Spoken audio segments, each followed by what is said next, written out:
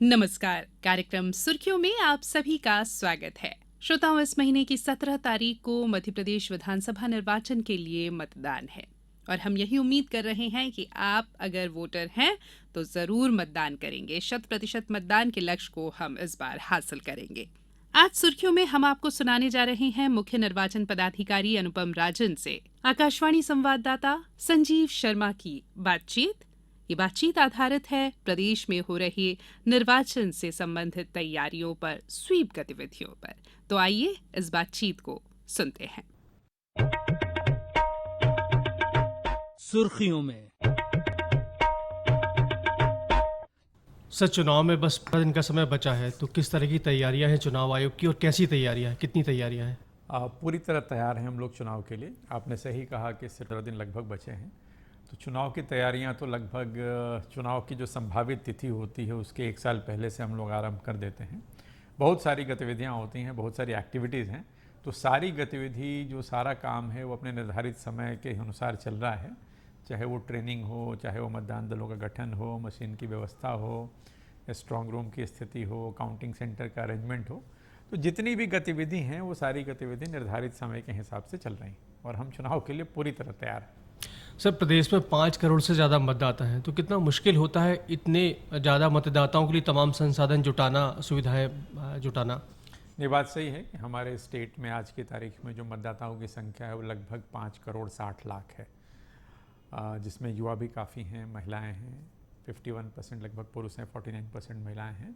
अच्छी बात यह है कि इस बार काफ़ी बड़ी संख्या में युवाओं के, महिलाओं के नाम जुड़े हैं और हमारे जो मतदान केंद्र हैं वो करीब 64,500 हैं, 64,523 हैं।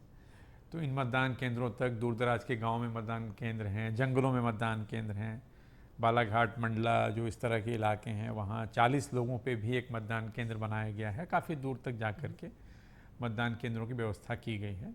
प्रयास ये होता है आयोग का कि लोगों को ज़्यादा दूरी तय नहीं करनी पड़े और वेट भी ज़्यादा नहीं करना पड़े मतदान के लिए, और कोई व्यक्ति छूटे नहीं। तो अगर एक व्यक्ति भी है तो उसके लिए हम ऐसी व्यवस्था सुनिश्चित करते हैं कि वोट डाल सके।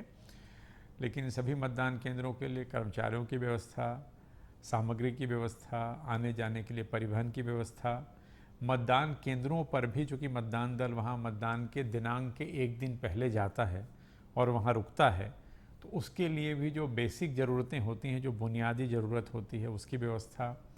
मतदाता जो मतदान के दिन आता है तो सामान्य मतदाता के अलावा हमारे दिव्यांग साथी भी आते हैं, बुजुर्ग लोग भी आते हैं, महिलाएं भी आती हैं, कई बार गर्भवती माताएं भी होती हैं।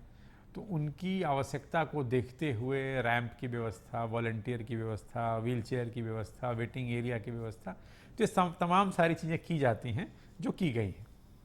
सर, जैसे आप अभी बता भी रहे थे कि कई मतदान केंद्र बड़े दूर हैं, जंगल में हैं, तो ऐसे कोई मतदान केंद्र या इस तरह के केंद्रों के बारे में कुछ आप शेयर करना चाहेंगे जहाँ मोस्ट डिफ़िकल्ट जिनको आप मान रहे हैं? देखिए, मोस्ट डिफ़िकल्ट वैसा नहीं है कि वहाँ पहुँच का कोई साधन नहीं है, लेकिन ज़रूर है कि घने जंगलों के अंदर मतदान केंद्र हैं, खास करके बालाघाट में, मंडला में। कुछ एक इलाके हमारे ऐसे ज़रूर हैं, लेकिन जहाँ जैसे गांधी सागर का जो बैक वाटर है डैम का, तो कई बार पानी ज़्यादा होने से वहाँ पे बोट से भी जाना पड़ता है। बट अभी नवंबर में, 17 नवंबर तक तो ऐसी स्थिति नहीं होगी, लेकिन ऐसे कुछ क्षेत्र ज़रूर हैं जहाँ जाने में आम स्थान की तुलना में थोड़ा ज़्यादा कठिनाई का सामना करना पड़ता है। लेकिन हम लोग पूरी तरह से कमिटेड हैं, जैसा मैंने पहले कहा कि स्थिति परिस्थिति कुछ भी हो, हर व्यक्ति को मतदान का अधिकार मिले और सुगमता से मिले, उसके लिए हम लोग पूरी तरह से तैयार हैं।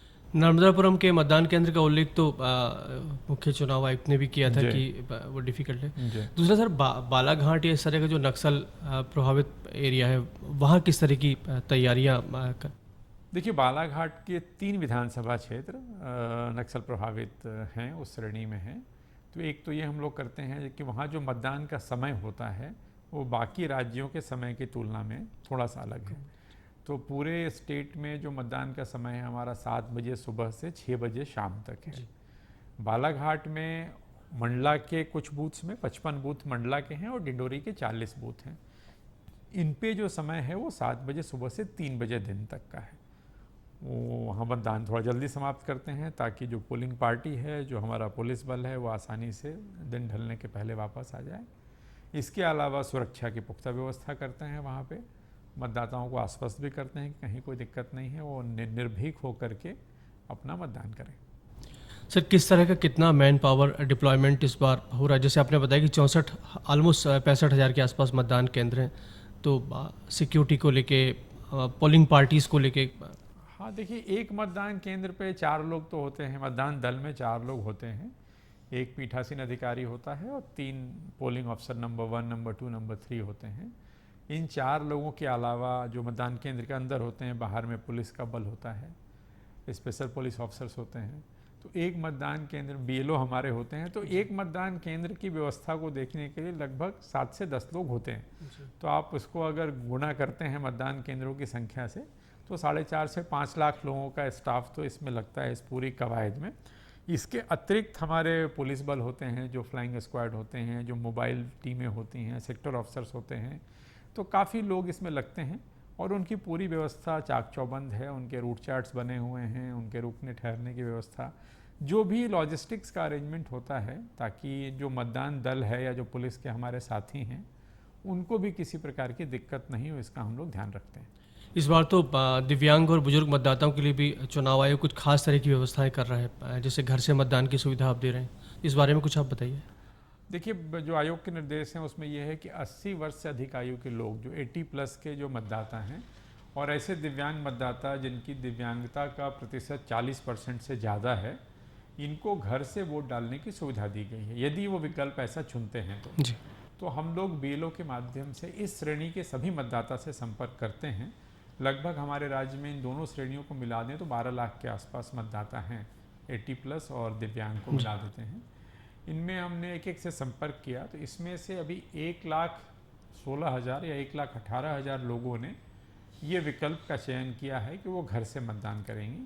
तो जो लोग इस विकल्प का चयन करते हैं, उनके घर पे जाकर के पोस्टल बैलेट के माध्यम से हम लोग मतदान की प्रक्रिया सुनिश्चित कराते हैं। इसकी सूचना हम कैंडिडेट्स को भी देते हैं, राजनीतिक दलों को भी देते हैं, और उसी पारदर्शिता के साथ और उसी निष्पक्षता के साथ ये मतदान की कार्रवाई भी की जाती है, मतदान की गोपनीयता बनाए रखी जाती है। ये ज़रूर है कि अभी भी लोगों का विश्वास मतदान केंद्र पे आकर के वोट डालने में ज़्यादा है, लोग उसको ज़्यादा पसंद करते हैं।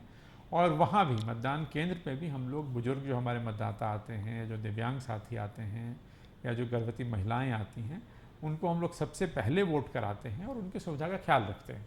तो ये पूरी व्यवस्था एक तरह से बुजुर्ग मतदाताओं के लिए और दिव्यांग मतदाताओं के लिए की गई। इस बार से सर्विस वोटर्स की क्या स्थिति है, कितनी संख्या है और उनके लिए क्या सुविधाएं हैं? सर्विस वोटर्स जो हमारे करीब 75,000 के आसपास हैं, जो डिफरेंट फोर्सेस में एम्प्लॉयड हैं और डिफरेंट जगहों पे हैं, उनके लिए ETPVS हम लोग कहते हैं, electronically transmitted postal ballot system. तो उनको जो उनका बैलेट होता है, जो पोस्टल बैलेट होता है, वो मेल के जरिए उनको हम भेजते हैं, इलेक्ट्रॉनिकली भेजते हैं। उनके यूनिट ऑफिसर्स होते हैं, रिकॉर्ड ऑफिसर्स होते हैं, तो उनके माध्यम से ये लोग जहाँ भी पदस्थ होते हैं वो वोट करते हैं और फिर वो बाई पोस्ट हमको प्राप्त होता है। तो वही व्यवस्था इस बार भी की गई है और सभी को पोस्टल बैलेट जैसे हो जाएगा, आज कैंडिडेट का विड्रॉल जैसे फाइनल हो जाएगा, तो सबसे पहले हम लोग पोस्टल बैलेट इलेक्ट्रॉनिकली मेल के थ्रू उनको भेजते हैं। इस बार तो सर दिव्यांग अधिकारी या कर्मचारी भी पोलिंग बूथ संभाल रहे हैं, तो उसके लिए किस तरह के प्रबंधन करने पड़े हैं? नहीं, हम लोगों ने ये शुरुआत की है कि जैसे मैंने पहले बताया कि एक मतदान दल में 4 लोग होते हैं, जो मतदान केंद्र के अंदर पूरी मतदान की प्रक्रिया का संचालन करते हैं, उसको संपादित करते हैं। तो ऐसे बहुत सारे बूथ हम लोग बना रहे हैं राज्य के अंदर, जहाँ ये चारों लोग दिव्यांग होंगे। तो एक ये भी है कि एक आत्मसम्मान की भावना भी है और एक संदेश भी देना चाहते हैं कि वो किसी भी मायने में किसी से कम नहीं है, और वो उसी बखूबी और उसी शिद्दत के साथ, उसी गुणवत्ता के साथ सारा काम संपादित कर रहे हैं। युवा मतदाता हमेशा ही चुनाव में बड़ी भूमिका निभाते हैं। इस बार भी फर्स्ट टाइम वोटर आपने काफ़ी सारे फर्स्ट टाइम वोटर जोड़े हैं, तो कितनी इनकी संख्या है और इनके लिए वोटिंग में ज़्यादा से ज़्यादा वोटिंग करें, इसके लिए किस तरह की पहल आप युवा मतदाताओं की संख्या जो सिर्फ अभी जो 18 से 19 साल के एज ब्रैकेट में हैं, उनकी संख्या 18 से 20 लाख के आसपास होगी। लेकिन आज की तारीख में कई ऐसे मतदाता हैं जो 21-22 साल के भी हैं, वो भी फर्स्ट टाइम वोट करेंगे, जो कि 18 के बाद अब 2023 में चुनाव हो रहा है। तो इनकी संख्या काफ़ी हो सकती है अगर आप पिछले 5 साल के लोगों को अगर आप उनको आकलन करते हैं तो। इनसे हम लोग बार बार आग्रह करते हैं कि ये आगे आएँ, वोट करें। देखा ये भी गया है कि थोड़ा सा युवा मतदाताओं में कई बार वोटिंग के प्रति उतना रुझान नहीं होता, तो हम लोग लगातार कॉलेजेस में, हायर सेकेंडरी स्कूल्स में इनके संपर्क में हैं। समाज जो सोशल मीडिया के डिफरेंट माध्यम हैं उनका सहारा ले रहे हैं। जो कैंपस एम्बेसडर्स बनाए हैं स्कूल्स में, कॉलेजेस में, उनके माध्यम से इनसे संपर्क कर रहे हैं और काफ़ी अच्छा सपोर्ट मिल रहा है युवाओं का। तो मुझे उम्मीद है कि हमारे युवा साथी इस बार आगे आएंगे और सभी लोग 17 नवंबर को जो मतदान का दिन है तो आगे आके मतदान करेंगे। इस बार तो सर आपने युवाओं को मतदान केंद्र संभालने की जिम्मेदारी भी आप दे रहे हैं। हाँ, ये जो हमारे युवाओं को कहने का मतलब कि जो हमारे कर्मचारी हैं, जो यूथ, जैसे हम लोगों ने दिव्यांग की बात की कि ऐसे मतदान केंद्र जिनमें सभी लोग दिव्यांग हैं और वो मैनेज कर रहे हैं, उसी तरह से हम लोगों ने एक श्रेणी बनाई है जहाँ सारे के सारे हमारे युवा साथी जो नौकरी में हैं लेकिन कम उम्र के हैं जी, वो उस मतदान केंद्र को संचालित करें। प्रॉपरली उनको ट्रेनिंग दी गई है और वो काफ़ी एक्साइटेड है। मुझे पूरा विश्वास है कि इसमें वो उसी तन्मयता के साथ और उसी शिद्दत से वो एक काम को करेंगे। सारे हमारे युवा साथी मतदान की प्रक्रिया का बेहतर ढंग से संचालन करेंगे। मध्य प्रदेश में सर पहली बार कुछ इस तरह का प्रयोग है युवा मतदाता वाला, युवाओं को मतदान केंद्र संभालने की जिम्मेदारी दे रहे हैं, या पहले भी? नहीं, इस बार हम लोगों ने यूथ मैनेज्ड पोलिंग बूथ से इस बार एक कॉन्सेप्ट लिया है। जिस तरह से दिव्यांग कर रहे हैं, कई सारे हैं जहाँ महिलाएं कर रही हैं, तो उसी कड़ी में ये एक प्रयास है यूथ मैनेज पोलिंग बूथ। और पिंक बूथ की सर क्या स्थितियाँ है? पिंक पोलिंग बूथ जो उनको हम कहते हैं जहाँ चारों के चारों मतदान दल के जो हमारे कर्मचारी जो साथी हैं वो महिला होती हैं। सामान्यतया महिला कर्मचारियों की ड्यूटी हम लोग शहर में या पास में ही लगाते हैं ताकि वो मतदान के दिन अपने मतदान केंद्र पे आ करके और मतदान प्रक्रिया का संचालन करें। हमारे पुरुष साथी मतदान केंद्रों पे एक दिन पहले जाते हैं दूर दराज के इलाकों में। तो जो महिलाएं खास करके जो शहरी क्षेत्र में होती हैं, जिला मुख्यालय पे, तहसील मुख्यालय पे उनकी ड्यूटी लगती है। तो हम लोगों ने इस बार ये सोचा है, पिछली बार भी ये काम किया गया था, इस बार थोड़ी संख्या हम लोगों ने बढ़ाई है कि ऐसे मतदान केंद्रों की संख्या ज़्यादा से ज़्यादा की जाए जहाँ पे चारों लोग महिलाएँ हों और वो मतदान केंद्र का संचालन करें, पूरी प्रक्रिया को अंजाम दें। और उनकी अच्छी ट्रेनिंग हुई है और मुझे पूर्ण विश्वास है कि वो अत्यंत ही बेहतर ढंग से इस कार्य को संचालित करेंगे। कुछ मोटे तौर पे सर बता सकते हैं कितनी संख्या है पिंक बूथ की? मतलब पिंक पोलिंग बूथ की संख्या यदि आप ऐसे देखें तो मुझे लगता है ये 5000 से ज़्यादा होंगी राज्य में। चूँकि हमारे 52 जिला मुख्यालय हैं तो आसानी से 5000 का आंकड़ा हम पार करेंगे। इस बार सर देख रहे हैं चुनाव आयोग नया प्रयोग कर रहा है जिसको ग्रीन पोलिंग बूथ भी नाम दिया है, इको फ्रेंडली बूथ का नाम भी। कल परसों चुनाव आयोग के भी इंस्ट्रक्शंस आए। जबलपुर में सुना है इसको लेके काफ़ी पहल भी की जा रही है। ये सर क्या कॉन्सेप्ट है? बड़ा अच्छा कॉन्सेप्ट है। मैं जबलपुर खुद गया था, मुझे बड़ा अच्छा लगा। वहाँ जबलपुर शहर के लगभग सारे बूथ को वो इको फ्रेंडली बूथ्स बना रहे हैं। कुछ सैंपल बूथ्स उन्होंने बनाए, हमने भी देखा। तो हर चीज़ जो वहाँ उपयोग में आ रही है वो इको फ्रेंडली है। जैसे सामान्यतया बूथ पे हम लोग देखते हैं कि जो खाने पीने की जो डिस्पोजेबल ग्लासेज होती हैं, जो खाने का सामान है वो प्लास्टिक का होता है, जो हम डेकोरेट करते हैं वो भी प्लास्टिक के इनसे करते हैं। तो इन सारी चीज़ों को उन्हें हटा करके और बड़े अच्छे तरीके से बांस के जो बैम्बू स्टिक्स का उपयोग किया है, और पत्तों का उपयोग किया, फ्लावर्स का उपयोग किया है। तो बहुत अच्छे तरीके से उसको सजाया गया है। जो रिसाइकिल मटेरियल की जो चीज़ें हैं उनका उपयोग कर रहे हैं। तो एक प्रयास है, एक हम लोग संदेश भी देना चाह रहे हैं कि ये किया जा सकता है और डेफिनेटली एक अच्छी शुरुआत है।